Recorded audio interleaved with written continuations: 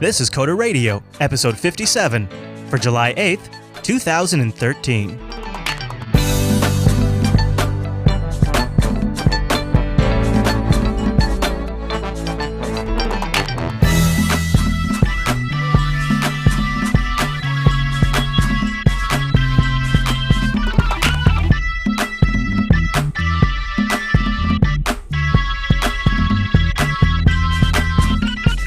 Hi everyone, you're listening to Coda Radio, Jupiter Broadcasting's weekly talk show, contemplating and taking a pragmatic look at the art and business of software development and related technologies. We stream this episode live over on jblive.tv. This episode is brought to you by GoDaddy.com. I'll tell you more about our fine sponsor as the show goes on. My name is Chris, and joining us every single week is our excellent host, Mr. Michael Dominic. Hey there, Michael. Hello, Chris. I have been assimilated. Oh, tell me about this. Yes, I have purchased a System 76 Linux laptop Dun, dun, dun, dun. live on the pre-show. So those of you who don't listen live, you missed a lot of shenanigans. That was actually quite fun. That was because we got to do a little tech, rundown, and everybody spec'd it out in the chat room and sort of verified your purchase. So you had the collective consensus, and then you executed per the collective's command. Exactly. I was just following the orders of my Borg masters. Right. Well, so they're not a sponsor of this show, but everybody knows I'm a huge System 76 fan, and you got the machine that I am jonesing for the most, the Ultra Pro. So I'll be really, really curious to hear your take on that when you get it. No, I don't really think we have time for this episode, but I got my Ouya, speaking of new hardware, and I sat down and played with it for a little bit last night. So that was fun. So I got some new gear too. So I'm cool, right? That's kind of like keeping up with the Joneses a little bit. Chris, I sent you the order confirmation so you could go into their system and just... In fact, I spoke to a lovely account rep named Emma. I can give you her contact information. You can just tell her, I want fingertip text unit. She'll hook you right up. And she was very helpful. Here's how the conversation go. Be like, hi, Emma. Could you call up Mr. Dominic's order? Yeah. Could you downgrade that? And she'll say, you mean the jackass who upgraded everything? Yes. Yes. No, and then I'll say, okay, could you just one more of everything and then order that for me?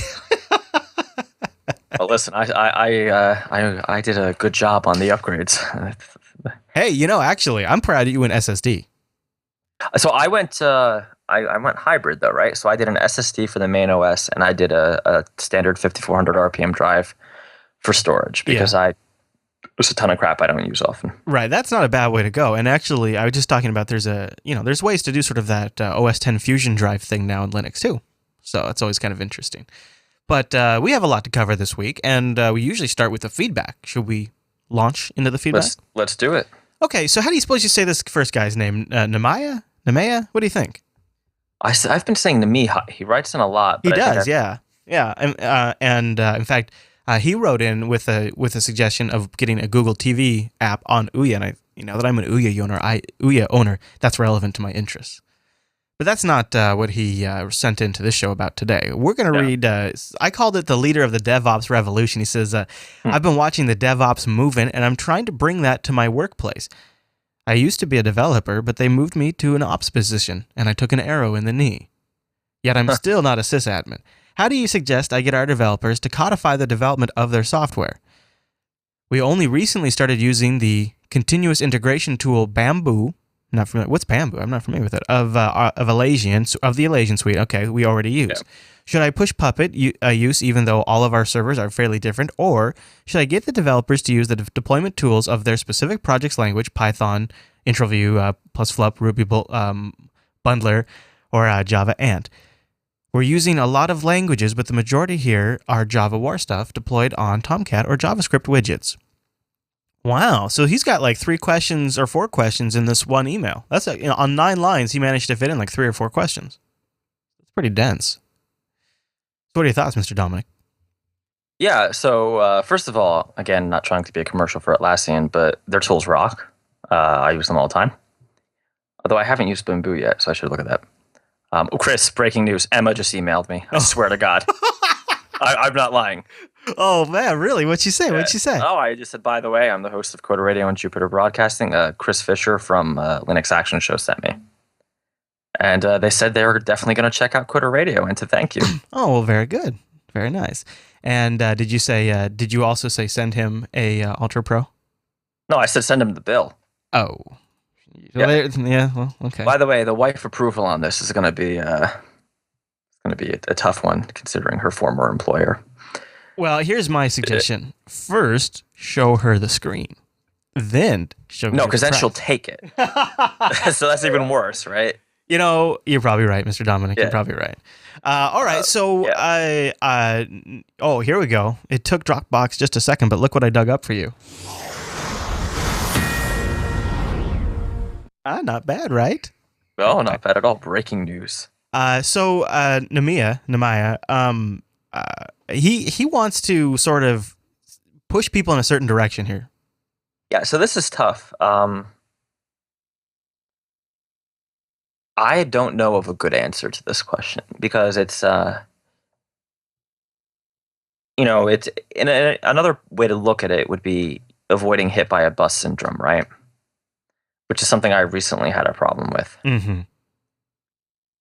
And unfortunately, if you have a developer who's a key player, or just a culture of nobody likes to document or nobody likes to codify process, you're going to have to take it up and really take it up with management to have some sort of process. But then they're going to have to accept that having that process is going to lower output, right? In terms of actual code and progress. Which is where I think you start to hit trouble. Yeah. So is it your observation, or am I maybe just looking into this too much, that in the last several weeks, maybe just mainly the last 2, we have been getting emails from people asking how to change the culture of where they work? Yeah, a lot of things that are more process oriented rather than, hey, I can't debug this or whatever. Right. Yeah. I just find that kind of interesting and also telling that this is obviously a huge problem that people who are developing at a desk face. Well, I feel like once you're out of that very beginner stage of your career, the technical stuff kind of becomes Googleable, right? Yeah, and also once you've seen things a few times and you realize that sometimes things just work a little better in a group if people do things a certain way. Yeah. And when people aren't doing that, it's frustrating because you're like, I know we could be doing a better job here and it would be beneficial. I've seen it. Well, the problem is when, getting back to our favorite word, stakeholders, I don't know that you can, I don't know what kind of organization he's talking about, where he works or anything like that, but if the organization is fairly mature and they don't have that process in place already, it's probably going to be really hard to get it in place, especially when there's going to be that productivity dip. Yeah, and there's going to be resistance from developers who maybe have been working there for 5 years and have never had to document crap, right? Yeah. And honestly, and I don't believe this, but I know many developers who do, documentation is just another way for management to, it's like reading commit notes, right? They can see if you're really doing anything. Now, again, I've known a few who believe that. I don't think that's really valid. But the other problem with documentation, and one of the reasons I don't tend to write a lot of it, I write as little as possible, is because if it gets out of sync with the actual project, so like if your successor doesn't do proper documentation, then the documentation actually hurts the project. Right. This is actually my biggest problem with documentation, is that it so quickly falls behind it, and it becomes sort of this massive burden after a while too, because it can continue to grow. Everything you add all of a sudden has this anchor of documentation that it drags behind it. Yeah, and honestly, I'm coming off of a contract in a few months that I've been on for almost a year. I think I've been on it for 9 months now. I'm now trying to document and codify for my successor, and it's tough because the guy before me didn't like documentation. Well, so not to make it about me and Jupiter Broadcasting, but take my current situation. We were just chatting about it on the pre-show. Ideally, I have a couple of things that I need to step away for a couple of weeks. I probably need some oral surgery, and I've been putting it off for a couple of years because it would take me off air for a week or two. As the longer I put that off, the worse that situation gets.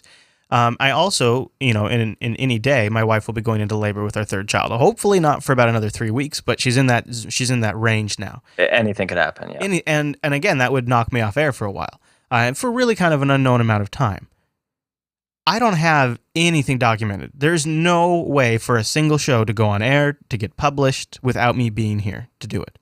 Like, so I am not in a position where I can step out of this chair and have the network continue. If I get hit by a bus, my wife has a baby, I need oral surgery, the network goes off the air for however long it takes. And so you would think somebody who's worked in IT for going on 15 years now, who deeply understands the need for documentation, but yet here I am doing my own business, creating my own things, my own processes, my own systems to do things, and I haven't documented any of it. And I hate to say it, but I kind of have the same situation. I have, I mean, I think what happens is you never expect something bad to happen, right? And you never think that you're going to have to walk away without, you'll always take care of that problem later, right? Mm-hmm. And you get to the point where, oh crap, it's too late. Right. So I think we've gone a little afield from. It's a little reactionary. People usually operate in reactionary mode. Yeah. And so I guess what I'm saying is, it's one thing to say documentation and get all worked up about documentation, but I try to find a balance there. So, I mean, obviously I need to make changes and improvements. And if people were here, they would be very frustrated working with me on that. So I can see where he's coming from in this email and why he wants to sort of change direction, why he wants to codify processes and get people to do things together. And I totally buy it. But at the same time, I guess maybe because I'm an old man and I'm a bit of a curmudgeon. I kind of would just say if you have a good resume, consider just looking somewhere else that already has the culture. Unless you are the kind of person who wants to fight that battle and try to change cultures. Yeah, again, it's tough because honestly, I don't. There's also the opposite problem of there's so much process and so much documentation. I think we made a joke about the change management committee last week, right? Mm-hmm. Like I feel like no one's ever happy where they are. Yeah, I wish I could give a better answer. I don't know the answer, and this is something I'm currently struggling with. Because you could devote all your time to really documenting everything out and really being good for that transition, or really being good for, building up a repository of knowledge, but nothing will get done in terms of forward progress. Yeah, and I depends on how much you want to invest in a place. If somebody, for example, if somebody came into Jupiter Broadcasting and really had a passion to create, documentation and processes, and get all that stuff figured out, I would be really all in favor of that. So, I'm not completely saying don't do it, but I'm just saying make sure you fully understand that commitment and that amount of energy you're going to invest that isn't going to go towards making anything. And as long as you're okay spending your energy in that direction, then I say, push in the areas you need to push. And like Michael said, do it maybe through management, as much as possible. Well, as I say, if you don't do it through management, you're not going to get anywhere, right. and you may be labeled a trouble because of the cost to productivity. And that's the thing. If management won't accept the cost to productivity, it's just not going to happen. And honestly, they're not going to care until their lead player is gone, right? And then, oh my God, I need to whatever, right? No one knows how to do this. Yeah. Which is fine. Which unfortunately, as a dev, you're not going to be able to do. And I hate to answer like that because it's kind of a crap answer, right? But Chris, I'm sad. Let's move on. Okay. Next email comes from Carrie. Asks if Mike's ever been in a situation where coders reject progress. Uses Python 3 as an example. Yeah. This was a pretty long email that I just summarized down. She's very upset. So apparently, the particular situation is that there's a bunch of Python developers who are clinging to Python 2.7 like their life depended on it. Uh-oh. No, I don't know enough about Python to make an intelligent call whether that's stupid or not. I have, however, a different perspective on this because I've been the curmudgeon refusing to move on. Mm-hmm. So in the iOS space, when automatic reference counting first hit the scene, I was very reluctant to use it in any project that wasn't new. Oh, really? Yeah, I was really hesitant about using that conversion tool. Did you just figure it was buggy, or? I was afraid if the conversion didn't work right, would it come out with all kinds of memory crashes and leaks? Yeah. A fair concern. Eventually, a month or two went by, and enough people had already done it that I saw, 99% of the time, it just works, and you're almost always better off. Yeah. So I ended up doing it, but sometimes the guy you think is a curmudgeon isn't a curmudgeon, right? Especially people who've been bit before with these magical tools, or, just upgrade to .NET 4.5 and everything will work better.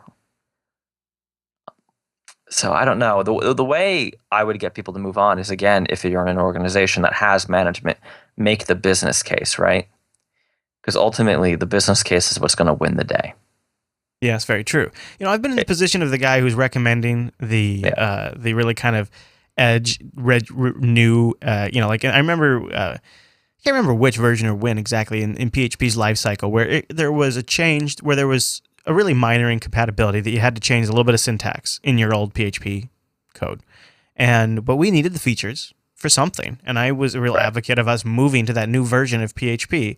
And there was a lot of pushback initially, but eventually we had to make the transition anyways. So we did it and it worked out. But I've also been the guy who's like, I don't think I'm ready to deploy Windows Server 2012. Let's just hold back on that. Yeah. It's all about, give me the business reason. Give me the reason. All right. So our next, right? You ready for the next email? Let's do it. Our next email comes from Kevin, and he sent in, I believe this is 6 days ago. He says, hey, Michael and Chris. I've been a fan of Jupiter Broadcasting for quite some time. I've been listening to Coda Radio since episode 1, and upon listening to the last episode, I have one question. I'm pretty new to web development, and I noticed you guys downtrodden using FTP as a push into production. While I can understand and haven't used FTP for pushing myself, I'm curious as to what some good approaches are. My main native development... sorry, the text is really small. My first native development was unpacking tarballs. Oh, okay. Then I tried using rsync with SSH as a method to update. Recently, however, I have reorganized my own site, and I use a Git repo to give me version control and a push mechanism, as well as being able to easily roll back if something breaks. I'm curious to hear what the more popular methods are, as I can never seem to find out about it through my own research. As always, great shows, and I'm always learning a lot by listening. Icarus. Well, thank you, Icarus. So he sounds like what he kind of landed on there at the end is kind of the method you'd recommend, right? Yeah, I would just say go ahead and do Git deployment, right? It's definitely the most modern way to do it, and one good thing is that it's reversible. You can Git revert. You can do a lot of ways to get out of a bad commit if you need to. Well, and you can see who made the changes, which is nice. Yeah. Too, in a team setting. So if your site gets to the point where you have multiple people working on it, or you change who's working on it, and you want to track those things. That's the other nice thing. Is whereas when you're doing an FTP upload, you're just tossing a new HTML or PHP or whatever it is file up on the server, and there's no accounting for that. There's no great way to roll back from that unless the person made a manual backup or you have some sort of backup system. So yeah, you nailed it, Kevin. The next line here, I don't know. Tell me about this one, Mike and NDAs. Are you under NDA? Yeah. So I've got a lot of feedback from people asking about iOS 7 and like what types of projects am I currently working on and what am I doing. So I can kind of answer some of it, but so like iOS 7 is under NDA, right? Yeah. And I just wanted to go into I know that a lot of other folks have broken that NDA, right? Oh, yeah. I also know that some of those folks would never actually face a sanction. And I'm not so sure that in this particular case, I would be immune. Yeah, they can be selective. Yeah, so unfortunately, I'm not willing to go ahead and bend or break the NDA. Inappropriate? Yeah, that would be inappropriate. Exactly. I'm going to follow the letter of the law. And I understand. I had someone write me and a couple people Twitter me, someone who likes French press coffee has no problem talking about it. And these other guys have no problem talking about it. Hello, everybody. And Obama has no problem. Well, Obama is different. My experience and from what I know about the way Apple operates is it depends on who you are, right? And due to some of their actions in the past, I'm pretty sure I wouldn't get a free ride. So I am sorry, right? I'm not trying to flatly ignore people who write in about that, but and That's an believe me, interesting thing because are you getting people who are writing in and they're trying to uh, develop for it and they have some I'm getting questions? people who like they're thinking of moving to iOS, but they're concerned about iOS 7 and they want to talk about it. I can't talk about What it. do you think about this whole NDA stuff? Is this I actually think it's fine, but it should be for everybody. why is it fine though? Like, Well, what's the benefit? so let's look at the Coda Radio Show as a business. It's really annoying that technically our competitors can, and I know it's not that competitive of a business, right? Because people listen to a lot of podcasts, Yeah. can with some certainty safely break this NDA and talk about these hot topics. Oh, okay. Yeah. But I feel like if I did, there would be serious repercussions. No, I know, I get that, but Yeah. why do you think why does Apple need to have this NDA at all? Why not have it? Well, it's weird because you could say, oh, because Android copies them and they don't want to be copied. But any Google developer can just go ahead and pay the $100 and sign up for the Apple Dev Right, program. and they showed the best stuff on stage. Right. So they've already kind of, so like it's this weird thing where I don't really see, I'm not, maybe like before the internet was a thing, I could totally understand how you could kind of keep a lid on it with this NDA business. But nowadays it feels like it's something out of the 80s. It really does. I'm not getting it. Like, I know Google does it to an extent too, like with some of their manufacturers, like Honeycomb, right? They developed that sort of under NDA. But I don't feel like it's quite the same thing. I feel like once a beta version has been announced of Android, it's pretty much out in the public and people can look at it, they can review it. And to me, that seems like that sparks a dialogue. It gets people talking about it, probably spurs development. It lets people, like people who maybe are considering starting to develop, get some questions answered before they jump in and, pay $100 or whatever. It just, I don't know. It seems like an out of date style, but, I mean, I guess I've kind of gotten used to it and accepted it, but I mean, Cheeseburg says it's so that they can get developer input so that all of their stuff comes out as high quality. But wouldn't you just argue if you remove the NDA, you'd get more people testing it, so you'd work out more bugs? I mean, we've all seen Apple iOS releases that come out in final and they have to do a quick point release because of some battery bug or something like that. So it's not like they don't need more testing. Yeah, I'm really not sure. I mean, you're right. If they're going to put something on stage, why the hell is there an NDA? Well, if you're going to make anything that's kind of consumer oriented like this, it seems like, I don't know, but whatever. Yeah, it's weird. I mean, a lot of my frustration with these now, with these big companies ruling these platforms, is that they're really not equitable. They're tyrannies. Right. They really are. They are. It's awesome. Like, I have clients who are in their good graces and love them and have a rep and everything like that. And it's fantastic. And then I go back to my own stuff and they don't really like me. Like, submit a client app, it's reviewed in 36 hours. I do mine, it's reviewed in 30 days. And I submit them on the same day. It's like, you start to wonder if there's not some sort of repercussions for certain things I may say or do. And I know Brian Lunduke has had some negative experiences with them as well. Who is it? Jeff Atwood wrote a great post about, and it's not just Apple, right? Microsoft is this way too, and Google is getting there. Serving at the pleasure of the king.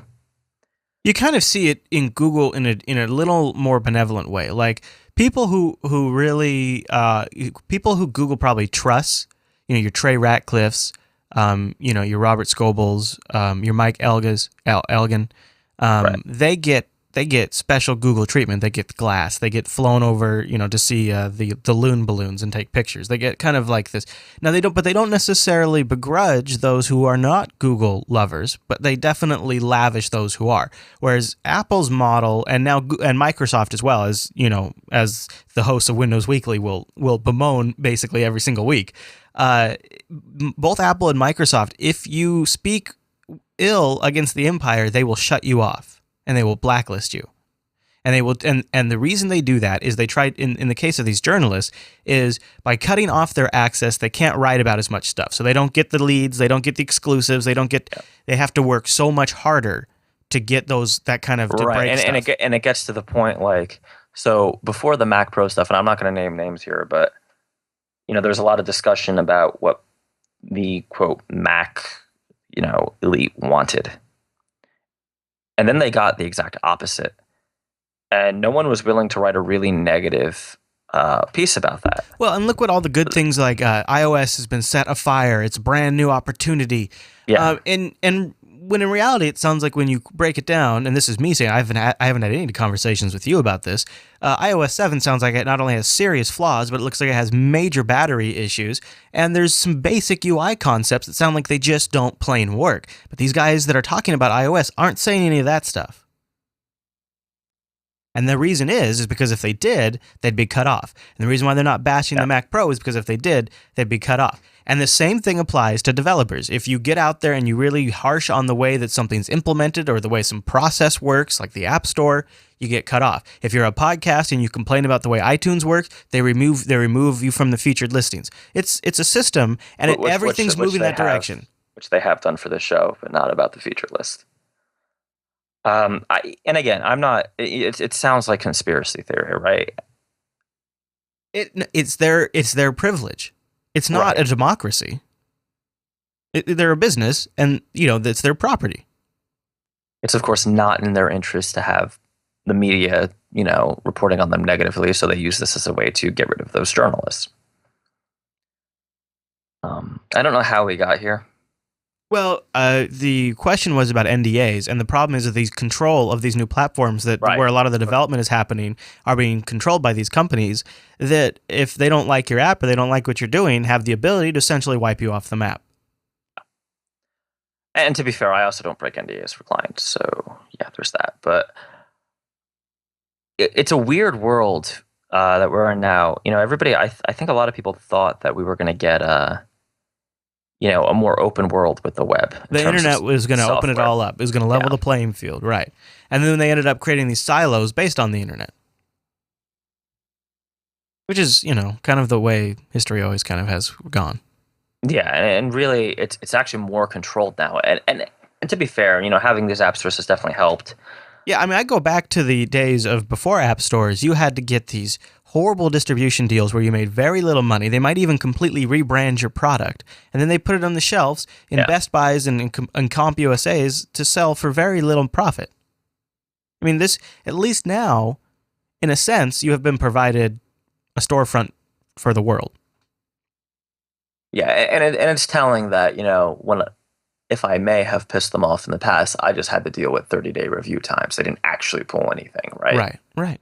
So that shows a little bit of restraint. Elected restraint. Right. I mean, it's moderation. And there could be reasons why one took longer than the other, but it has been my experience that, if you have a rep from a vendor, you submit an app to that vendor, you can get an under 24-hour review. But if you don't, you're in with the rest of the unwashed masses.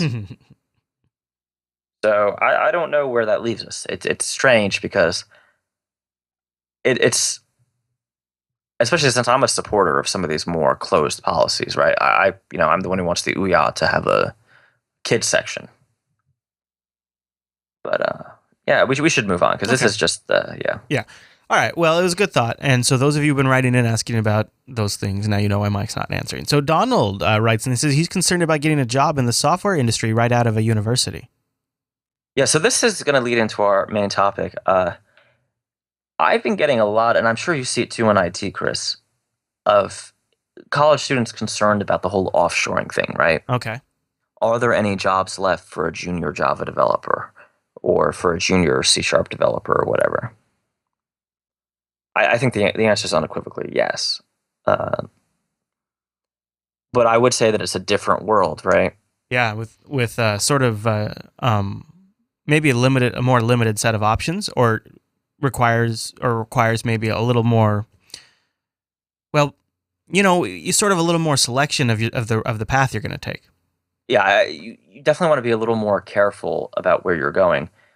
For instance, a company where software is just a cost center, so it's just a support role, is going to place less value on software developers, right? And the same goes for IT, I'm sure. Mr. Dominic, business? We should take care of a little business before we jump into the main topic. So there's a tease for our topic. And I want to take a break right here before we go into that and thank GoDaddy for sponsoring this week's episode of the Coder Radio program. And it is a new month, July, if you didn't know, by the way.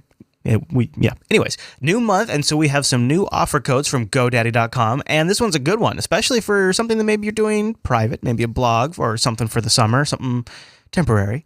You don't want people getting your informations. Sort of like maybe if you're a race car driver and you're actually also the creator of the number 3 most popular app in the Android Play Store. Maybe you didn't want people to know that, so you wouldn't want some guy to say it on the air. Oh, crap. Anyways.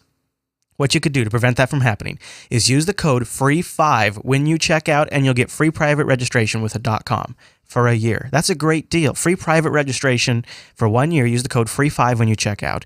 Maybe you're not getting a .com. Maybe you're going to get something a little different. You know, GoDaddy has a ton of other tools and services available that maybe you've seen and thought about trying out. Some email hosting, online file storage, which is great if you want to upload a large file and have somebody download it. Maybe you're working on a project where you need to exchange things like that. Or maybe you'll actually want to step it up to a full email calendaring system hosted with exchange-like functionality. Go check out some of the different things they have and use the code GO32OFF4 on whatever you decide to get. If it's hosting, a package, a website optimization, GO32OFF4 will save you 32% off a new product. You don't even have to be a new customer anymore. They've dropped that requirement. It's just any new product. Go32OFF4 will save you 32%. So those are the two new codes I got for you this month. Free5 for free private registration with a .com, free5, or Go32OFF4. Go32OFF4 for 32% on your order of something new when you get yourself something nice over at GoDaddy.com. And thanks to GoDaddy for sponsoring this week's episode of Coder Radio. There. So now I have officially taken care of a little bit of business. So this problem, when you initially mentioned outsourcing during the pre-show, you said, "Hey, we're going to talk about outsourcing today." The first thing that I even just blurted out loud, sort of obnoxiously, was, "Oh, you mean to India, right? Oh, you mean to China?" Yeah. Which is not actually really what you meant, is it? Which is not accurate, right? So outsourcing and offshoring is a type of outsourcing, and so when somebody hires myself or Chris, they're outsourcing, right? And I'm not in India. And I'm not in China. Huh. Though I do want to build a great firewall. I don't actually know that for sure. Wait, no, that's not true. I've mailed you parts, so I do know that for sure. Or I may have a remailing system going on. Right. Yeah. Are you in Hong Kong by chance, or maybe in a Russian international airport?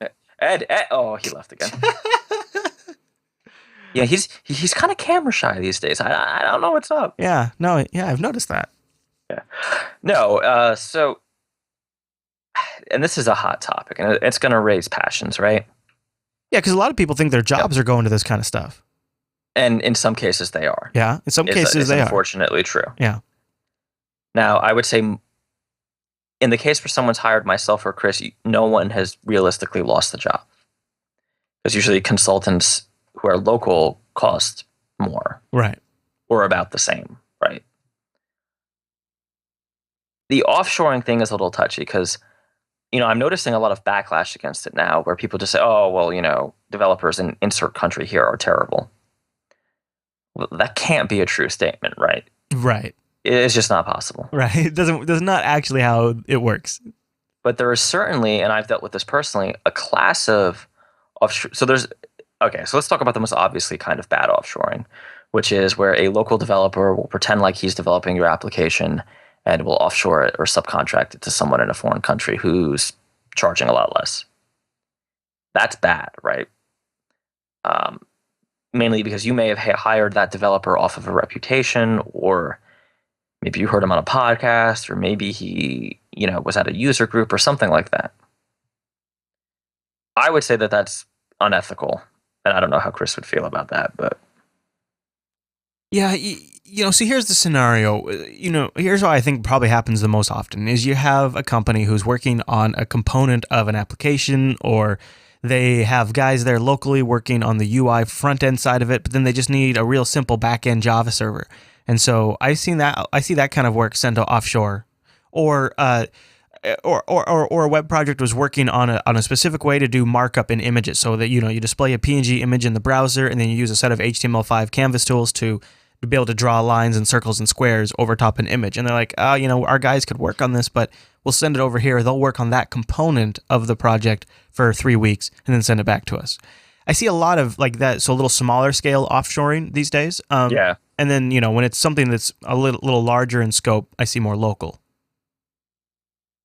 Yeah. And I don't know about the morality of it. That's extremely tough for me to call, because as a business, I could see it. I mean, I could see outsourcing a little bit to somebody cheap to write, something for Jupiter Broadcasting. I mean, I feel like it's fine unless you're doing this thing where you're selling yourself as the reason someone should hire your company. Right? Yeah. And I this year, I mean, every year I get a number of projects where that happens, right? Where someone claims to be doing the work, and then they look in the server logs and,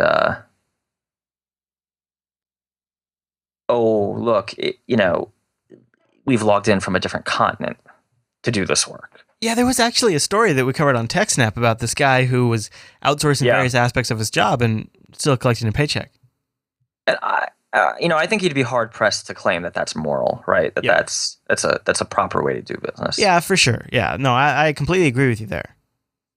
Now, it's interesting because sometimes in media production houses, in editing like suites, you hire an editor, right? And he's supposedly the guy that's going to be working on your project. But then if there's motion graphics involved, a lot of times they'll outsource some element of the production. Right. And it's still billed from the original house. So it kind of depends on the culture too, and the area of business. But for software development, if you are going to a client and you then take the work on yourself and then outsource that, like you're like just like an intermediary that's just sort of connecting the two parties, but claiming you're the person doing the development, that's absolutely immoral. Exactly. Yeah, I feel like that's happening a lot. Really? Right. Yeah. In fact, I had a project earlier this year that straight up happened. Like, that is literally what the guy was doing. He was charging the rate of a iOS developer in New York and paying someone in a foreign country like a third of that. I don't know. I mean, I could see how, well, it's okay to hire people in a business. But, that seems a little dirty. Now, there's the other type of outsourcing where, a company will straight up outsource their IT department. Right. So they'll just contract another company. Mm-hmm. I don't know how I think that's okay, right? I don't think there's really a problem with that. I guess it kind of depends on, the company, but I've been in the position where I've come into a company, they don't have any on-site IT. They'll have somebody who's like maybe their savviest of the savvy users, and they'll kind of be your contact point, and then you'll go in there and, once some places it's on demand, some places, you set up these routine visits, you come in once a week, twice a week, and you kind of you're their IT guy for that day. And for a lot of companies now, because stuff just kind of works, that's really kind of fine. And so there's not a job you're taking in that case, because there's not a full-time job for that business to do that. Now, I have been in positions several times where I've said, this is a full-time spot and I need to step back. And then I've just worked with them to hire somebody. And then that's not even because I'm a super moral person, because I usually would push it out as far as I can to try to make as much revenue as I can. Sure. But it's, from my time and my commitment to my other clients, that's kind of just what I have to do in order to make myself available. And that's usually the way it works. And well, I still don't there's no moral aspect to it. I don't know if I'm still following the moral argument. Well, the moral argument is not from the contractor perspective. I'm thinking from the company, right? Okay. So is it moral to claim, let's say, if you hired me to do a project and then I just was a middleman and had someone else do it? Right. I agree. No, it's not. That's what I'm saying is immoral. Yeah. Now, but there are cases where subcontracting is okay, right? Let's say you give me a project. I'm like, well, Chris, I'm not sure about my availability. I can do definitely part or most of it, but I may have to subcontract. I will manage the subcontractor and will bill you through my company, and we'll just work it out that way. Right. Or, hey, I've got this whole front end thing built out and figured out. I got a spec for what I want the back end to be. Can I get you to work with me on that? Right. Or, I mean, sometimes I've brought in back-end developers because I just can't do both at the same time. There's a lot of times I'll come in just to help somebody who is a developer who needs a server set up to host their stuff. And I think that's fine as long as you notify the client. So I guess, but see, like in the case of Donald's looking at this from a new student. Right. Yeah. These are jobs that I could be doing. hello, I could be doing these jobs. So Don't give them away to contractors. unfortunately, there's two problems here. A, the whole offshoring thing I think has been overblown. Most people aren't losing their jobs to offshoring. They're losing it to visas, right? Like if they're going to replace you, they're probably going to bring someone in house where they can pay them less anyway and have them, because lots of businessmen like people to be in the office. Yeah, I kind of feel like the remote worker thing was like a big kind of trend, but it's kind of fizzling a little bit, and they are doing a A lot more. little, yeah. Other than startups, and it's starting to die a little bit. Yeah, yeah. Oh, it's still alive. Yeah, for that. I just meant like Yep. in the, we're a business here in the States, and we have people that sit at desks, and we like to have everybody here, and we bring them to And meetings, and and that's probably, I mean, not to get too political, but Facebook, Microsoft, Google, and a number of tech contracting companies are supporting the expansion of H-1B visas, right? right. And unfortunately, it's a those are where you would be in danger if you're a native undergrad, because unfortunately, the way those visas work, which, not to get too political, should probably change, is that if for any reason the employer is not happy with you, he can revoke your visa. Right? He can fire you and your visa's done. And what I'm noticing is that the folks who are on these visas are working ridiculous hours and are making a little less. They're not making half like they would if they were overseas, but they're making a little less, but they're working twice as long. Yep. And they're basically, it's like a form of indentured servitude. And The Verge actually had a good post about this last week, which you should definitely check out. Yeah, this is and again, this is purely a U.S. problem right now, right? Because this law is obviously a federal U.S. law that, let's be honest, given the wealth of the companies behind it, is going to pass. Like, yeah. There's been paper in the local papers here and local radio stories about how Microsoft just has so many open positions they can't seem to fill, and that they're desperate to. It's funny because they're so they complain about that, but I could go in with a portfolio of software I've developed on Mac and iOS, and they would not give me an interview. Right, and because I don't have a computer science degree and I didn't graduate with above a 3.5, right? So there's a thing. This kind of goes back to some of the problems with those companies, but the real issue is those companies aren't the ones abusing these workers. It's the consulting firms that are really, really abusing them.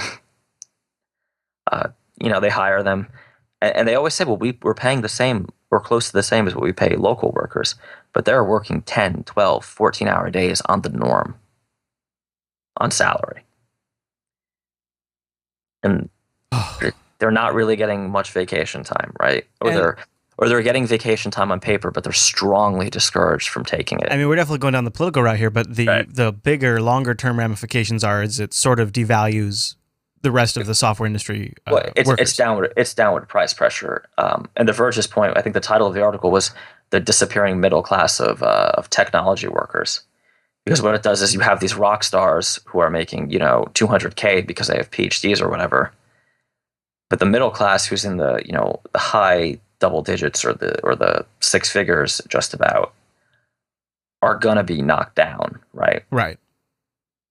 So this is sort of Donald's concern. Right, and I hate to break it to you, Donald, but there was a time when you would have gotten out of college with a software degree and made at least $50,000. This is one of the reasons I kind of switched gears in my career. Is I kind of saw this going as I became more of a contractor.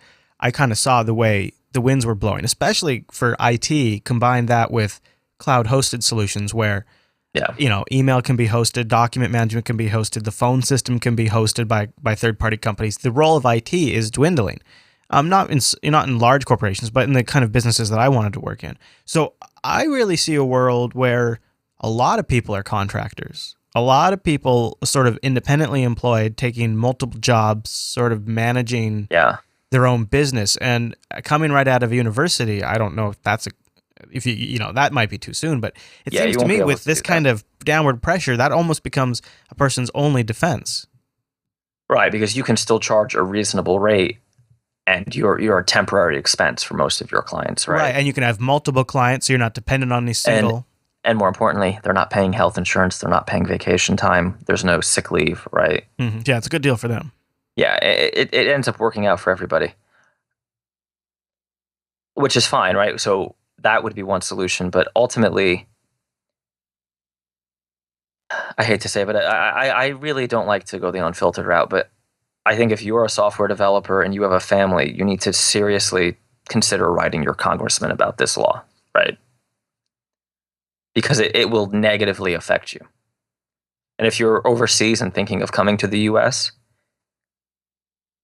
promises are promises, and right, they're not going to be followed through on. And I'm sure Microsoft and Google and Apple are all good for their word, but a lot of these consulting firms, in my experience, do not treat their foreign employees well. Yeah. And the fact that the meme that the companies like Microsoft and Facebook are pushing, and they're actually saying they can't find enough qualified U.S. workers because our education system is too poor. But So I have been so a very large tech company has called me 6 times for the same job in the last 3 months. And each time I laugh and I'm not interested in the job, but I said, why do you keep calling me? You know you won't hire me. And she said, well, what do you mean? You went to a good school. You know, you were public. We know all your work. We've seen the show. I said, did you pay attention to what my degree is actually in? And I tell her, and they're like, oh, well, thank you for your time. Right? It's that kind of artificial standard that's causing. So they're setting a standard. So they've picked a standard. But see, the thing is, like a lot of the skills you need to do these jobs are not necessarily taught. I mean, in some universities They're not taught at all. I mean, I just recently hired one of our listeners, and he's doing fine, but I'm having to teach him a lot of the practical stuff. Right? A knowledge of mathematics is virtually useless for most development. Right? If you it'd be better if they taught you Git 101. Right, you're right. Yeah. Right, like forget calculus, let's do Git. Like, I mean, because only in the extreme cases is that going to matter. This is a really dicey future for developers when you kind of have this. So I don't think it is. I think right now we're seeing, and again, I don't want to hit this hard, but I've had a few clients who have been defrauded by offshoring too, right? Because again, an American lawsuit doesn't travel, or an English lawsuit doesn't travel very well to Asia. Yeah. So there have been cases where people have done no-show hours, no-show workers, things like that. Things you would think Tony Soprano would be doing in construction, right? You're laughing. It's funny, but it's a reality. When you're dealing with people that you can't actually subpoena or bring to court, you can be taken advantage of. Yeah, I mean, it's one thing to go from the U.S. to Europe because we can pretty much sue each other all day long. Yay! But once you get out of that very friendly relationship, although not so friendly recently, you're in a little dicey area, right? Yeah.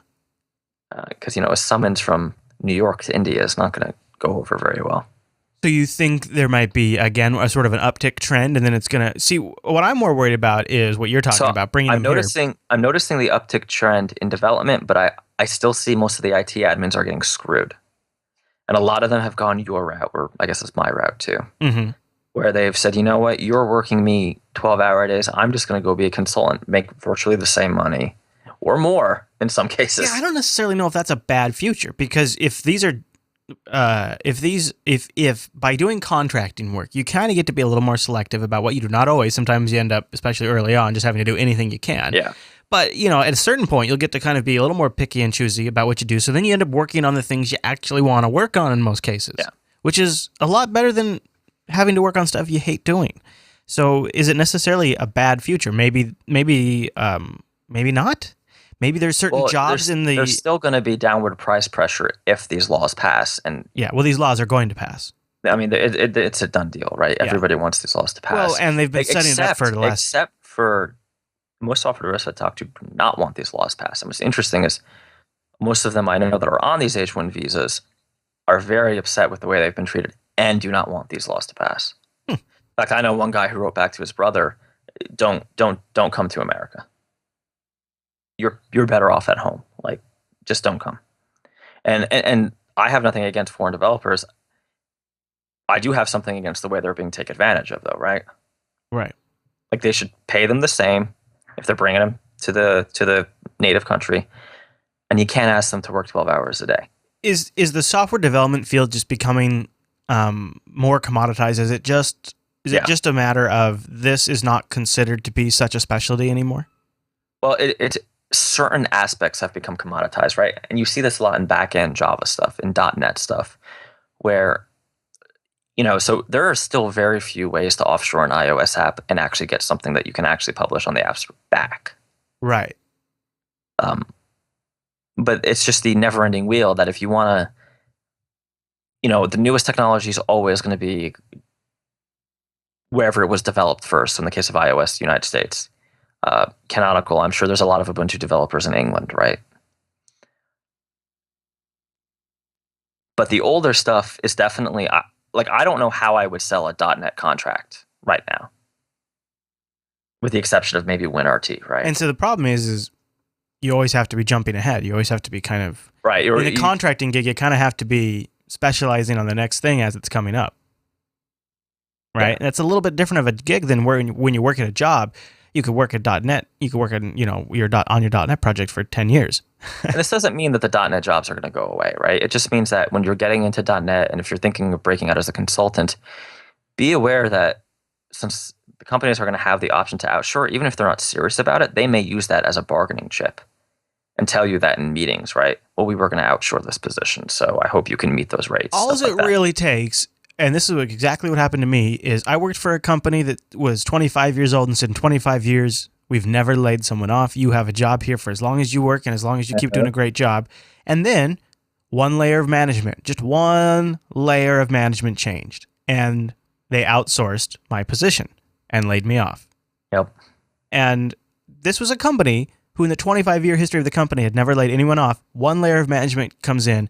They laid off, I want to say it was like a team of 6. I was one of the 6. Just right there in basically a 3-month period. So, it can happen to anybody. It can happen to any company. And so when they have the option to offshore, if the right bonehead comes in and thinks he's going to save a bunch of money or change the pace of development or shake things up, it just takes one right boneheaded series of decisions and everything changes. And I think we're approaching this very negatively. There are certainly reputable offshore companies.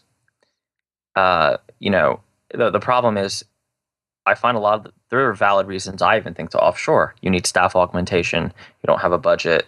You need it very temporarily. Go ahead and offshore, right? The problem is these people don't have budgets for the project they want to do. They're looking to cut the cost.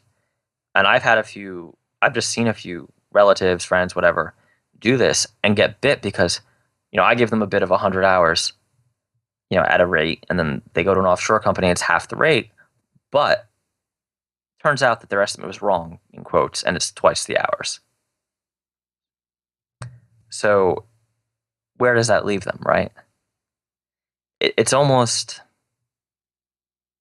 I almost feel like if you're offshoring for purely financial reasons, then you should reevaluate if you should do the project.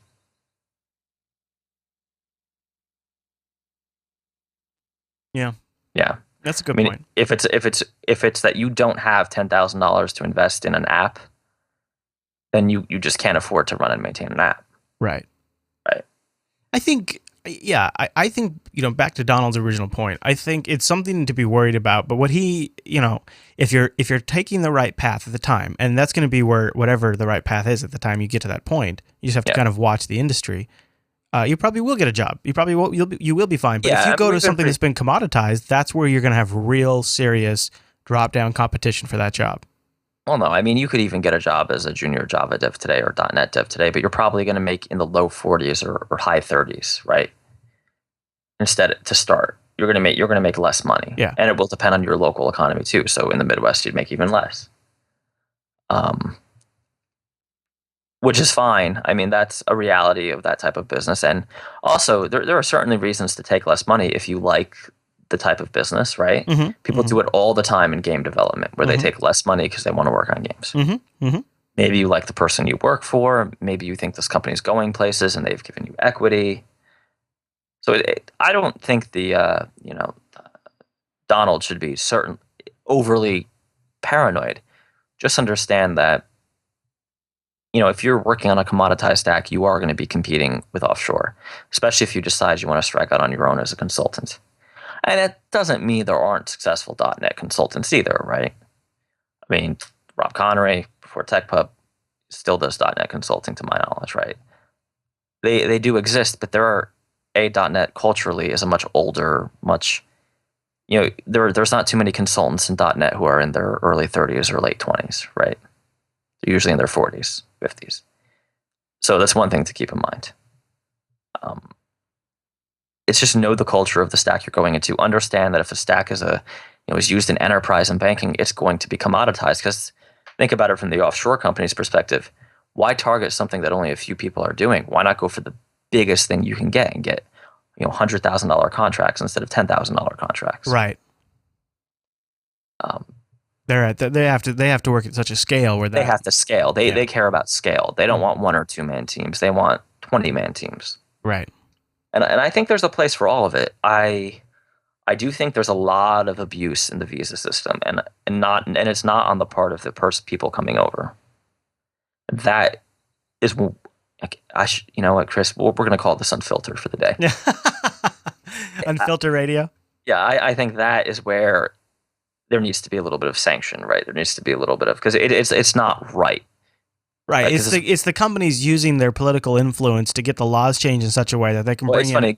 It's funny. Google says they can't hire anybody, and then you look at the requirement. Oh, must have this GPA and this. Is that relevant? Well, we feel like it's important, not super relevant, right? And it's interesting too because both Google and Microsoft have had statements, Google more recently, where they said, we have found that asking these crazy questions doesn't really indicate anything. Yeah. A lot of times we have found that different levels of education don't necessarily indicate anything. But I will tell you, this was years ago, was interviewing for a job at Google. And when I got to the point that I didn't have any college experience, I had work had sent me to community college for things and stuff like that, but no majors, nothing, I haven't spent a lot of time in college. That was the point where they got, okay, well, they literally said to me, well, we're going to continue to look for other candidates to let you know that's something that, puts you at the back of our list. And then I never heard from them again. I had a similar experience with Bell Research Labs down here in New Jersey. I got through 3 rounds of interviews, finally talking to this guy, and he asked me about college, I guess they assumed that I had taken computer science, even though it didn't say that on my resume. In fact, it said English literature or medieval literature, however I put it. And when he realized that it didn't say computer science, he straight up showed me the door. Yeah, they're artificial. Yeah. There are artificial requirements. It is a straight up.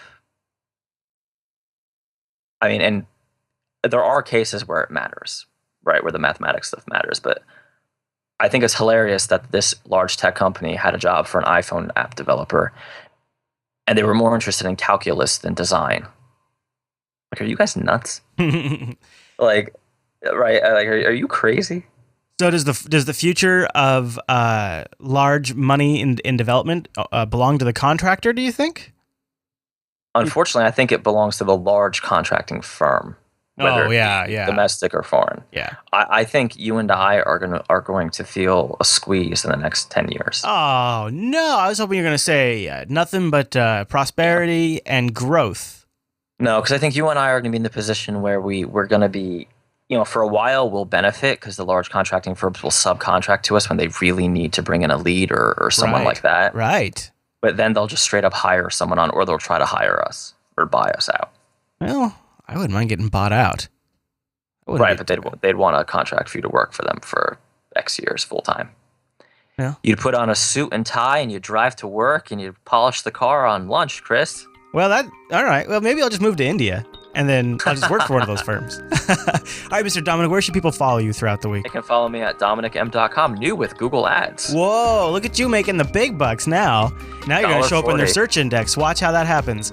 All right, everyone. Well, don't forget, Coder Radio is live Mondays, 9 a.m., noon Eastern, over at jblive.tv and jblive.info for the audio edition. You can email the show. Let us know your thoughts on these topics, coderradio@jupiterbroadcasting.com, or pop that contact link at the top of our website. All right, everyone. Thank you so much for tuning in to this week's episode of Coder Radio. We'll see you right back here next week.